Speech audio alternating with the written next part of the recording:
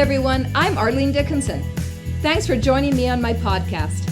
I have been a longtime partner of Tessas because I value the support they provide to both local businesses and entrepreneurs. Recently, Tessas launched Stand With Owners. It's an initiative that's targeted to support Canadian small businesses during COVID-19 because now more than ever, we could all use a bit of help. And that's why Tessas and I have partnered to provide all of my listeners with an exclusive limited time offer. Right now, if you bring your business to Tessas, you can receive 20% off a mobility plan for business, and you also get the first 3 months free. That's right, free. Visit tellus.com/reinvention to redeem this offer. Welcome to this week's episode of Reinvention. I wanted to have a podcast on the topic of reinvention because the world is changing all around us. There is so much going on, and we're all taking a moment to pause and think about what our society needs to be and what we want to be as individuals.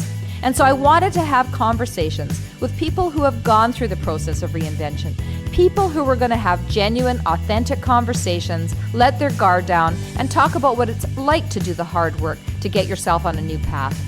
I hope these stories and these conversations are helpful. I hope you learn something from them, and I hope you are successful in your own path to reinvention. Listen in on the conversation I now have with Tessa Virtue. She's a world-class figure skater, and she now has to reinvent herself into the next stage of her life.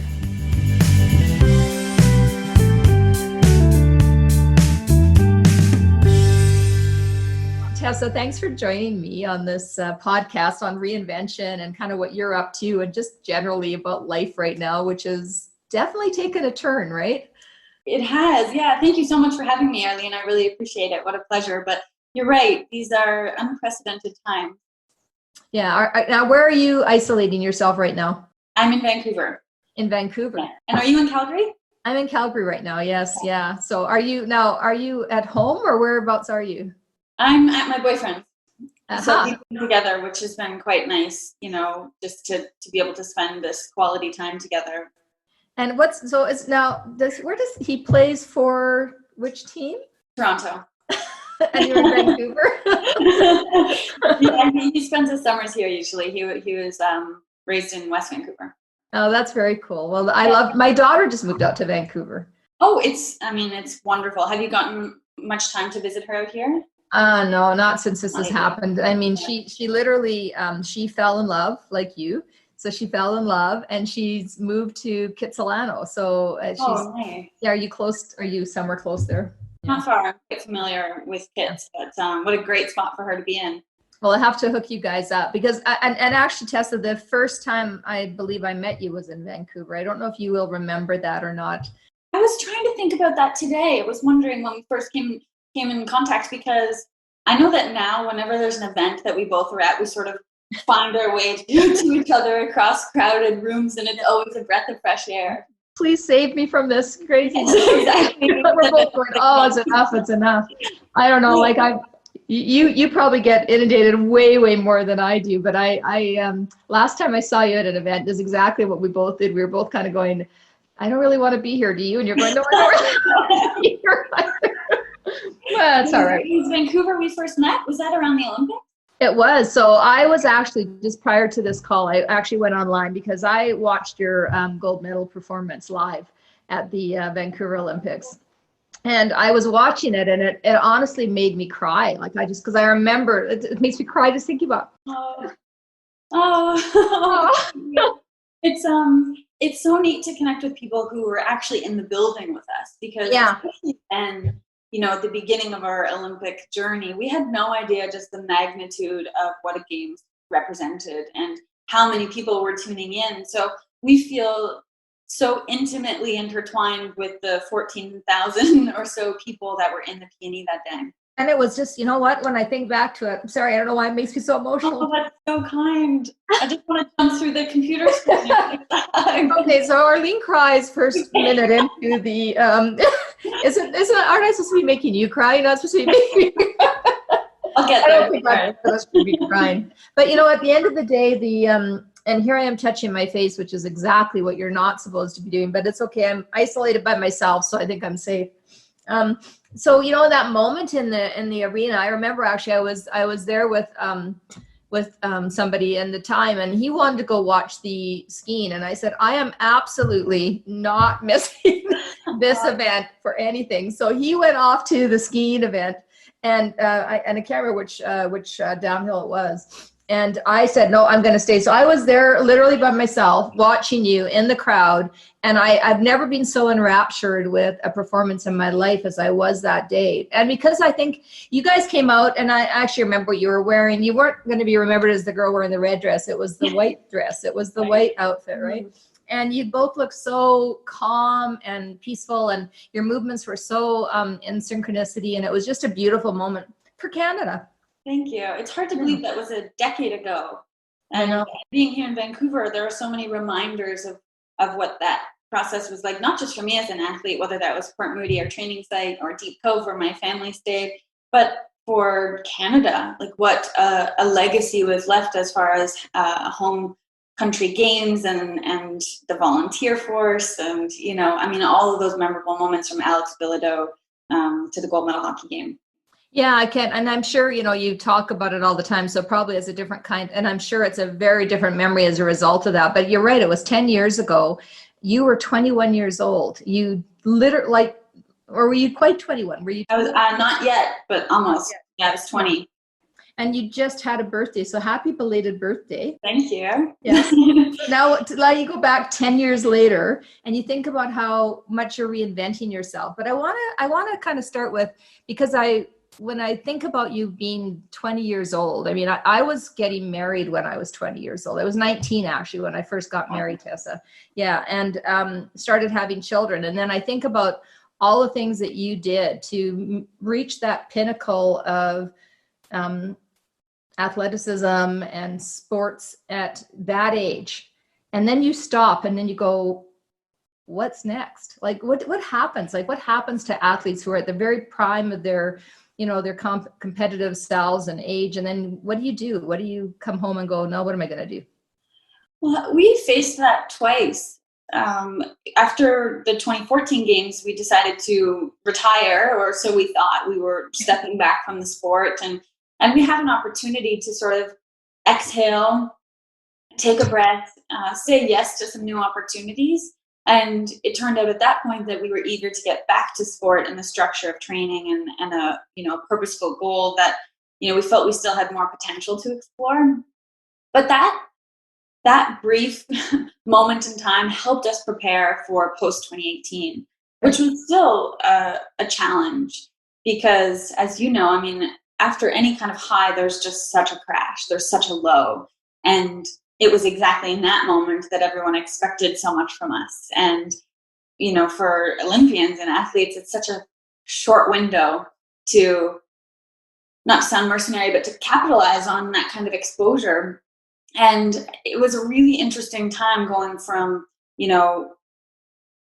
one focus of being the best in the world, trying to peak at the exact right time, having a team around us helping to facilitate that, to suddenly floundering and trying new things and trying to redefine myself and, find a new path, a new challenge that excited me as much. And that took time. Did you feel like the world was watching every move you made too? So it made even harder probably to figure out what you wanted to do because you knew that everybody was going to judge everything you thought of, right? A little bit. And I mean, I'm also aware of the fact that while sometimes it felt like that, our success and our notoriety that came with that was just so small. Like it was just, a drop in a windshield. It wasn't really anything compared to most actual celebrities, but you can't say that. There's a certain pressure and of course the responsibility that comes with acting in the right way, especially when you're in the public eye. Sure. Do you feel that kind of pressure? I mean, everyone is, ready to critique any and every move you make. Yeah, I think maybe with age, I've gotten more immune to it. I mean, I certainly, and I've never been on the world stage the way you've been on the world stage. And I can only imagine the pressure, especially at the age you were at, when this all started to become, when you became famous at such a young age and have all that pressure and all that, all the, I guess judging that goes on it's bad enough that you have judges judging, your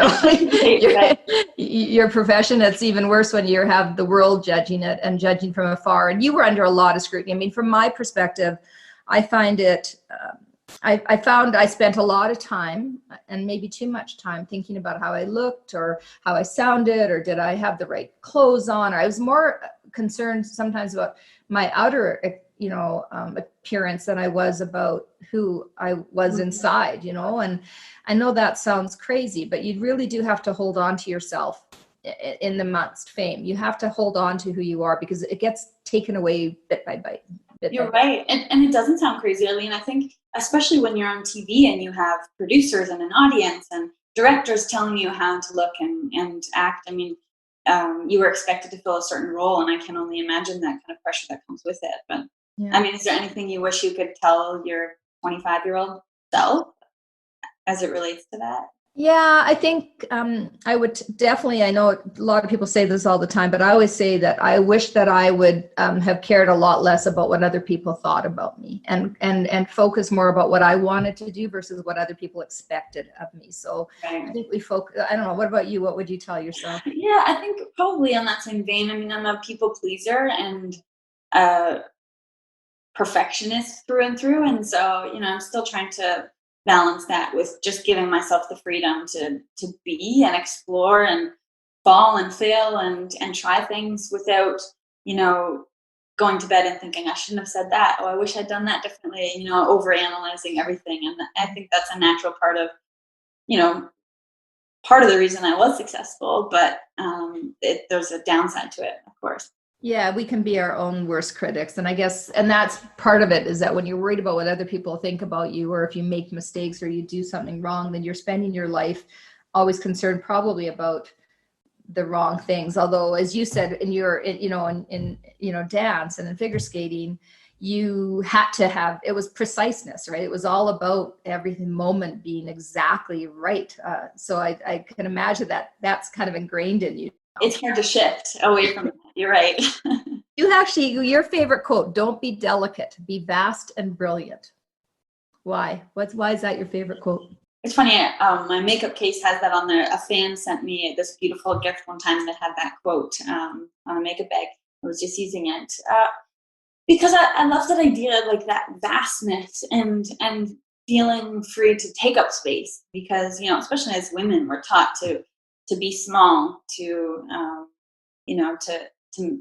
be demure and delicate. And I think that notion of just allowing yourself the freedom, the liberation of owning really who you are and sharing that with the world, expressing that freely is really powerful.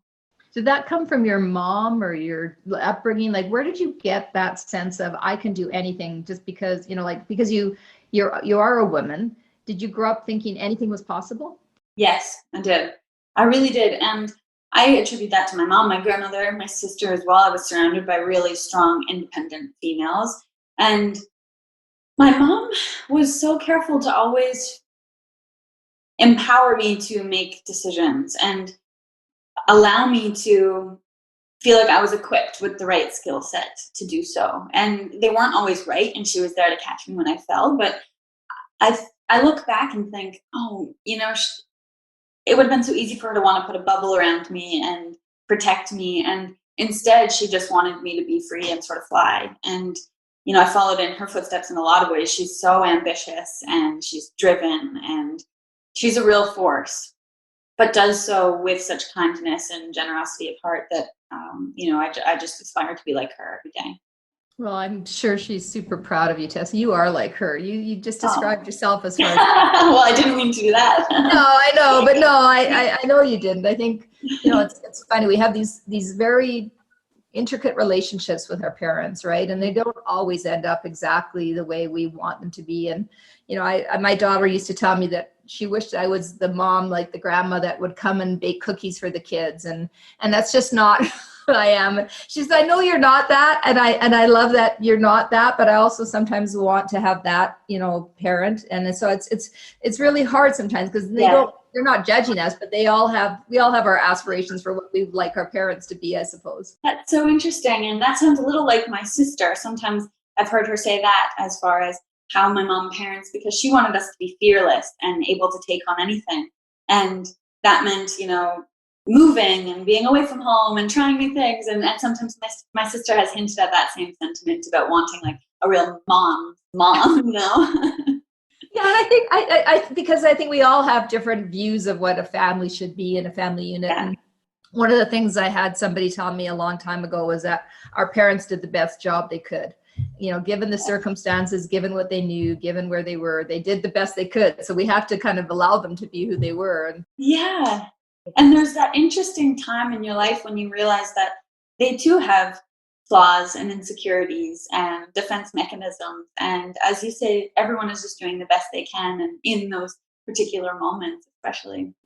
So I want to just go back, because I know you've gone through, when you were 9 years old, you wanted to be a ballerina, correct? Is that? I did, yes. What happened? Why did you change? Well, I went to the National Ballet of Canada and had the most incredible summer. And at that point, I had already committed to skating with Scott. So I knew that I could skate and do ballet on the side. It would actually help my skating. But if I were to choose ballet, skating would not be in my life. It trains the complete opposite muscles. So it seemed to me that that was the path that made most sense. And also there was the competitive element. I was determined to try and be my best at whatever that was, juvenile, novice, pre-novice. But I think I really had that competitive spirit that maybe I wouldn't have been able to nurture in the ballet world. But you're 9 years old. How do you make those choices? I mean, that's a life choice. Like, how did you know? Or did you just know? I'm not sure that I knew as far as, the career path I was on, but I did know that I had made a commitment to Scott. And I knew that I was accountable, at least for that one season. And then after that season, when I turned 10, we decided to skate together again. And so I just knew that I had a responsibility to a partner. Yeah, so everybody wanted you guys to be a couple, and you're probably sick of talking about, so I'm not going to go there, but everybody wanted you to be a couple. But, he's gone on to find his own happiness. You've now fallen in love. You're finding your own happiness. And now, wait a second. I got you're now Timo and Mesa. Is that right? Oh. I don't know. Is that the official? Yes. Okay. Tessa and Morgan have been called Timo and Tessa. So you've officially become nicknamed as a couple. So I guess that means that makes it official, right? That's some pressure there. If that's the worst thing that happens to you, that's fine. Right. And then you went on, and then I think was it psychology you wanted to take in school? Yeah, I my undergraduate degree is in psychology. And why psychology? I was always curious about people. I still am. I realized that a lot of my interactions have become informational interviews, and I just learned that term. I didn't know that I do that naturally, but I just want to learn about people's stories and what drives them and how people connect and what they see in one another. And I think sport probably brought that to the forefront in the sense of being able to be mentally fit and prepared to handle pressure or to face hardship. So it was, multifaceted in the way that I approached it and viewed it. And I still think it's applicable to any and every field that you head into. How do you, with psychology, do you spend a lot of times overanalyzing why people do the things you do? I mean, especially in a relationship, don't you find you're always kind of analyzing why somebody does what they're doing? Yeah, sometimes. And I think, even with the coach-athlete relationship, we worked really hard to bring out the best in the people that were around us. So each and every coach or trainer we had, we wanted to empower them to give us the best, so that we knew that was the only way that we could succeed. And sometimes I got a little too wrapped up in what they might be going through and filtering it through that cycle. And at some point, we just have to think, okay, I need to be an athlete here. So I think I've always thought that I ruined my relationships because I always was. This is not going to sound the way I mean it to sound, but I always felt like I was kind of always not second guessing, but always guessing ahead of time what I thought was going to happen. So setting up the outcome, if they did that, then this means this. And so then didn't allow people to really be who they are. Totally. Well, and there's that self-fulfilling prophecy too. Your greatest fear, sometimes you manifest that. And It's interesting you mentioned that. I know with the partnership with Scott, we knew each other so well that sometimes we would make assumptions about what the other was thinking. And that was really dangerous, instead of actually verbalizing and sharing openly. And then now, and so you've gone from that kind of partnership into a different kind of partnership and into a different relationship. And I think you do carry those things with you, but hopefully we learn from that stuff and we can, make everything better. Yes, I think so. I think just being cognizant of creating a really solid foundation, and then the idea of this equal partnership is, top of mind for me, and just ensuring that, both parties feel able to be totally themselves, authentically and organically themselves, and to be accepted for that is a really beautiful thing. Yeah, it is. So you said a couple things about, curiosity and about kind of thinking about why people do what they do. And I think curiosity is the number one thing we should encourage in our children, and in people around us. Just be curious. Instead of being so set in your ways, be curious about what's possible. Where does your curiosity come from? Has it always been there? Is it something you've nurtured? I think it's this insatiable appetite for knowledge and growth. And I think that there's something to be learned from everyone. So I'm so keen to tap into whatever that is that someone might have to offer, some experience, some insight, some wisdom. And I know my story, it's boring. I would way rather talk about someone else's and glean some little nugget that I can take away and apply to my life and hopefully learn, evolve, and grow to be better. And I think a big part of that is just being open to feedback and receptive to some of the signals when people try and help you improve. Why don't people do that more? Why do you think people are so afraid of somebody else's opinion? I don't know. I think it's so easy to get defensive because we all have egos and we all have our own version of who we are that we tell ourselves. And that becomes more and more ingrained, as we go through life and as we go day to day, and we keep telling ourselves these stories. And sometimes, I don't know about you, but sometimes I feel I just have to break free from that narrative and think that there are so many other options out there, so many other ways things could unfold. Why do you think that is, that people are quick to be on the defense? I don't know. I often, you watch young kids and you watch, I watch my grandkids sometimes, and they're so confident. And then you can almost see it as they grow older, as these kids grow older, that they become more hesitant and, more unwilling to put themselves out there, because there are people out there that are mean and cruel and sometimes judge you and say things, and if you let them get in your head, it's very easy to not want to be curious anymore, because you feel like you're going to be somehow shamed for asking questions or taking feedback from other people. It's a tough world out there, I guess. Yeah, and I think so often we want to be right, so you end up being a right fighter without really realizing what you're missing. And it's so sad, as you say, that it comes back to how we think we're perceived by people, because that can be crippling when you're so consumed by thinking about a lens through which someone else is seeing you, and it's never accurate. And most of the time, honestly, people don't care. I think now people don't really care about anyone else. It's you do, and you're invested in some certain ways, and you might read a story, but then you move on, and there's so many other things to take in and consume. It's so true. My dad used to tell me that I'd be a lot less worried about what other people thought about me if I knew how little they thought about me.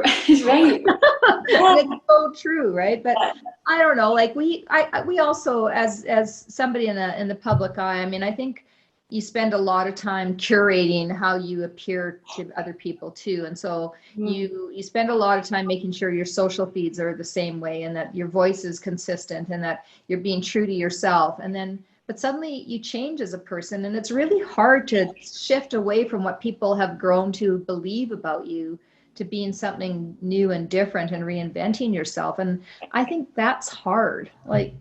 Yeah, what an interesting concept. And it is, because it's so easy to get pigeonholed into one definable box. And I think that somehow that's comforting for a lot of people. We all do it. We want to categorize.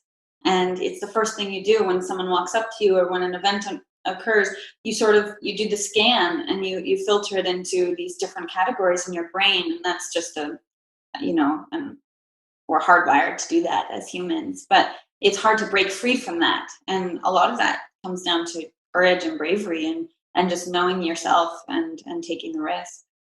I think one of the things I talk about when I talk about reinventing yourself is the need to actually say it out loud. Because if you've built yourself, if somebody only ever wants to think about you as a figure skater and that's all they want to see you as, and you decide that you're going to go off and do something completely different, which you are doing, then they have to shift their view of you, and that's hard because you've built that view of you and now you have to completely shift it, and they don't know what to expect, and so they sometimes get angry with you because you're doing something different. So I've learned that the more you say it out loud and get people used to it and say, hey, I'm going to go do these things, even if they think it's crazy, they start to get used to it and they then will accept it when you do change. That's a good point, because so often you're 10 steps ahead, and sometimes it just takes some patience to allow people to come along with you. What are you going to reinvent yourself as next? What are you working on now? What's Tessa of 2020? Not 2020 because it's kind of a crappy year. Yeah, next, I think, would be businesswoman, entrepreneur, student as well, because I'm starting my MBA this fall. Okay. But I really see myself more in the business realm, and I just want to learn. Like, this is a new challenge, a new task for me to dive in and work my way up from the bottom. Do you want to be an entrepreneur? Do you want to start your own business? Yeah, I think so. I mean, I've always had that kind of spirit simply because I'm used to being my own boss as an athlete. I think I would have a difficult time fitting into someone else's corporate structure, although that's coming because I need experience. I mean, I have a lot of life experience and a certain skill set to apply to this new venture, but I need tangible, office experience. Do you have an idea of what you want to do? I have a few. I'm sort of letting them percolate, and I'm often impatient when I have ideas. I'm a big thinker, and I don't always think about the minutiae or the details of it, how things would structurally unfold. But I tend to just dive in as soon as I have, something that is igniting a fire. And now I'm trying to just let it percolate and let these ideas come and go until something takes more of a firm shape. Well, you're the same age I was when I first joined my marketing company. Really? Yeah. So I had gone, I did not have, first of all, I can help you maybe perhaps on business. You'll never be able to help me on figure skating. But I can definitely, am happy to give whatever advice I can on the business side. But I can tell you, when I was 31, I was just starting out in business, and I had no idea what I was doing. And I didn't understand anything about really business in general, other than I really thought that people deserve to have marketing that helped them grow and build themselves and their work. And it was the only job that was kind of open to me at the time. So, because I had no university degree, so I jumped in. So did you have any idea of the trajectory that you were hoping for, or?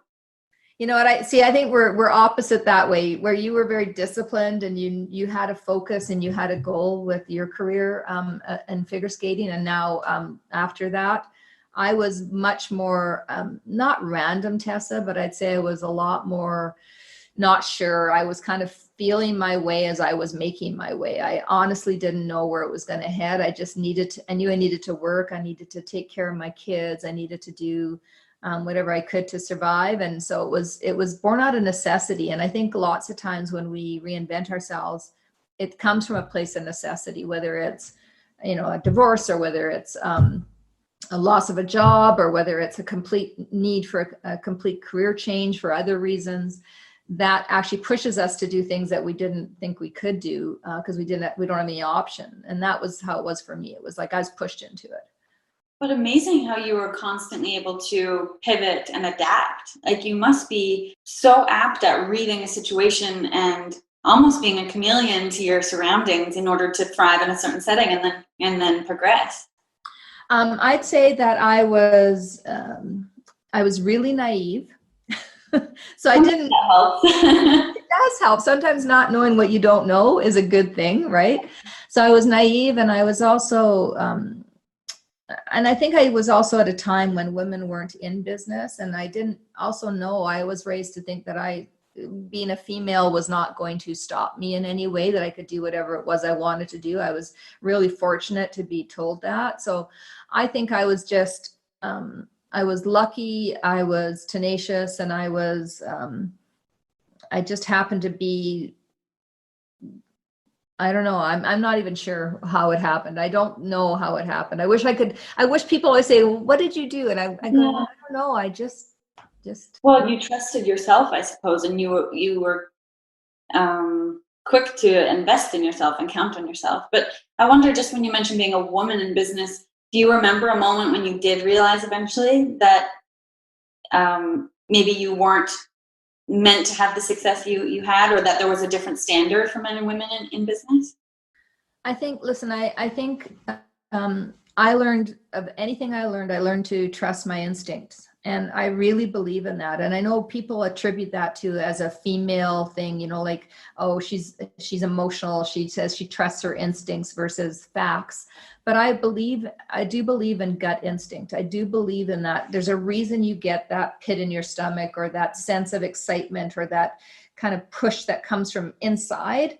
And so I think listening to that instinct is super important if you're going to try and do something that you don't really know how to do it, that you trust yourself in some way. And also I was raised not to trust that other people were going to do it for me. Just like you, nobody could skate for you, right? Nobody could go do your MBA for you. You have to do these things for yourself. Yeah, that's so powerful. It's such an interesting lesson. And it's funny when you talk about the path that you took, unconventional as it may have been. So many of the mentors that I've sort of acquired or accumulated over the years and learned from have said that they were put in positions that they weren't necessarily equipped for, and yet they just had to sort of fake it until they made it. And I can't believe the number of successful executives that have told me that same thing. Yes, and people always think that that's just a female thing, that that fraud syndrome, that that people are going to find out I don't really belong here. But I think anyone who's been put into new positions experiences that. And frankly, you asked about being a woman, and did I ever notice that? And I don't know if it's true in the skating world, but I would say that in my case, I didn't really understand the prejudices until when I looked back on my career. And then I started to identify, oh yeah, that was because I was a woman, and right. And you kind of go, you can let that stop you, or you can just push through it, I guess. Did you have any, was there a different world for female skaters versus male skaters? I think, well, it's interesting because, everything I achieved in sport was with a male counterpart, and we trained together, we competed together, everything was alongside Scott. And we were very equal in our partnership. I mean, we got paid the same amount, we invested the same amount of energy into it all, like everything was even, and that was, really a conscious decision on both of our parts. But I think the world itself, the skating world, is just so much more toxic for females. The male dressing room versus the female dressing room, the comfort level of friends, that you're competing against. I mean, there were just so many differences. And then often how it's portrayed in the media, it's just sometimes achievement focused on the male side and appearance focused on the female side. But I have to say, I mean, I was pretty fortunate throughout my entire career. But you can see that just from a distance, like there's so much focus on what you're wearing, and it's the same, like, yes, I mean, they're beautiful clothes, but it's so much more than that. And I guess, how do you get past that? Like, I don't know, like even some of the shots that they take, like I think there's a lot of need to change kind of how sports represents women in general. I think that's true. Yeah, I think so. And we're making strides, and we have so many incredible role models, some fierce female athletes that are blazing new trails, but there is a gap to be made up. Is there a cause that you care about in that? Is there something that you kind of say, I need to stand for that? Or are you? Certainly. Yeah. I mean, there are several, but as it relates to sport, a lot of that comes down to keeping young girls in sport. And the stats are completely heartbreaking that over 50% of girls drop out of sport in high school or when they hit puberty. And, you know, we all know the lessons that we can learn from sport, not to mention the camaraderie, the teamwork, the confidence, the sense of self-worth, and that girls are missing out on that because they don't feel good about their bodies. They're worried about being in gym clothes. They're lacking that sense of confidence. There's not a supportive network to help bolster that esteem. So that's a cause. Fit Spirit in particular is an organization that offers physical activity programs across the country to high school students and girls. And it's an amazing program to be a part of. Yeah, because there's got to be a lot of body disorders, like, you know, like the whole kind of self-image, as you said, everything that around kind of how you look and appear versus who you are. Those things are how people are kind of judging you, and it's just really unfair. And it's ingrained in us at such a young age. Like, as soon as girls hit the age of 5, studies have shown that they start to doubt their capabilities, and boys simply don't feel that. So there is a discrepancy. And then as we get older, I mean, that's just, you know, we're inundated with messaging that continues on that same wavelength, and it's heartbreaking to see. So it is important for programs like Fit Spirit to make a difference. It sounds, I know that you wrote a book and you went on your book tour, which must have been pretty amazing, and it did incredibly well. But do you feel like there's a book on that, on the type of lessons that you had as a female athlete and kind of who you were? Just, I know you're always, you and Scott are always put together, and it is the story of both of you. I get it. But do you think there's another story that you could tell to help people and coach these young girls somehow? I think in some way, and right now it might be on more of a personal level, whether it's mentoring other skaters or athletes and connecting one-on-one. But I'm amazed also just at how the lessons of sport apply to the corporate world, the business realm. A lot of speaking events or touching base with various companies, and it's an interesting thing that, you know, athletes hone their skill set. We practice all the time, and the performative element is just so slight, and yet executives are expected to perform constantly without having the time to work on their skills, recover, you know, all of those little things that would make such a difference for high performing people.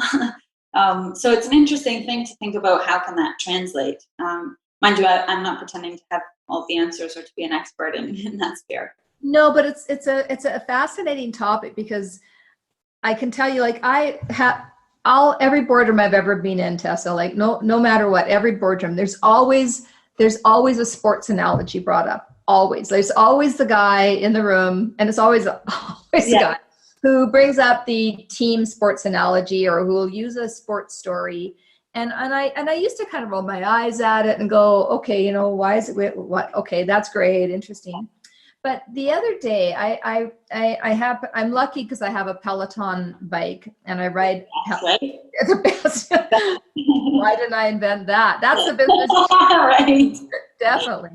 And I know I'm lucky to have it. But I have a couple girlfriends that I ride with, and one of my girlfriends is in New York and the other one is in Ontario, and I'm here in Calgary. And we've started riding, and we've added friends in, and we've now got about a dozen of us that, you know, we post rides and we just ride whenever we can together.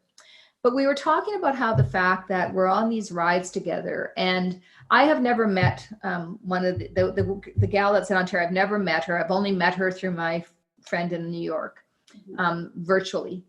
And we have become so close. And we were talking about how that camaraderie, and that sense of connection that comes through playing and doing something together. Doesn't matter if you're physically in the same space, doesn't matter if you've ever connected, but you're experiencing the same adrenaline, the same goals, you're cheering for each other, you're participating together. And it dawned on me that that's what it is about. It is a sports analogy. It is about connecting together and doing things together and cheering each other on, even though we don't even know each other. And I wish life was more like that. I wish we could use that sports analogy in life, where people could start to understand how important it is to just cheer each other on, because we're all in the same game together. We're all fighting different demons. We're all, you know, but our lives are short. Our things we can do together is finite, and not and not thinking that there's room for everybody to be at the top is such a mistake. I don't know if that makes sense. There is room for everyone, right? And it's so interesting that you mentioned that. My agent always says that, it seems more often that men have this outlet of sport, even in rec leagues, pickup hockey or whatever it may be. And we don't have beer league yoga. So the concept is like, we don't go and do Pilates or yoga and then sit around and connect on a personal level afterwards in the locker room. And that always stuck with me. And I think there's something so unique about sharing that experience, and you're bonded in a really special way. But it's such good messaging, Arlene. You're right. I mean, we do need to uplift one another and support each other and realize that, productivity, efficiency, success, it's greater. And we only elevate ourselves when we lift others up with us. I don't know why it feels so hard sometimes to be kind. And I've caught myself sometimes not, I think afterwards, oh, that wasn't very kind of me to say, or why did I say that? I should have been nicer. And why was I so not nice? And I just hate that when that happens. And it happens more than I want it to happen. So it's something that I think we all have to work on, which is this notion of kindness being okay. It's not a weakness to be kind. Right. Yeah, right? You're so right. What's the advice you have for people who are out there thinking about, I mean, you've reinvented yourself several times and you've still got a long way to go. And I can't wait to hear what business you do. And you can forget my advice. I don't think you need it, but I do. I want all of it. Listen, you're going to do incredibly well, whatever you do in business. But what advice do you have for people who are thinking about, through the pandemic, through everything that's going on and how they're feeling? What do you want to leave them with in terms of what you would suggest they can do to help make sure they're feeling all right and have a path forward? Well, we feel best about ourselves when we're acting in accordance to our own values. So I think coming back to that sense of being grounded and internally really secure about what we stand for and who we are. And then no matter what you take on, whatever new venture, whatever new challenge, as long as it's in line with what you believe in, then no one can stop you and no one can bring you down, because there's truth to it. There's authenticity to it.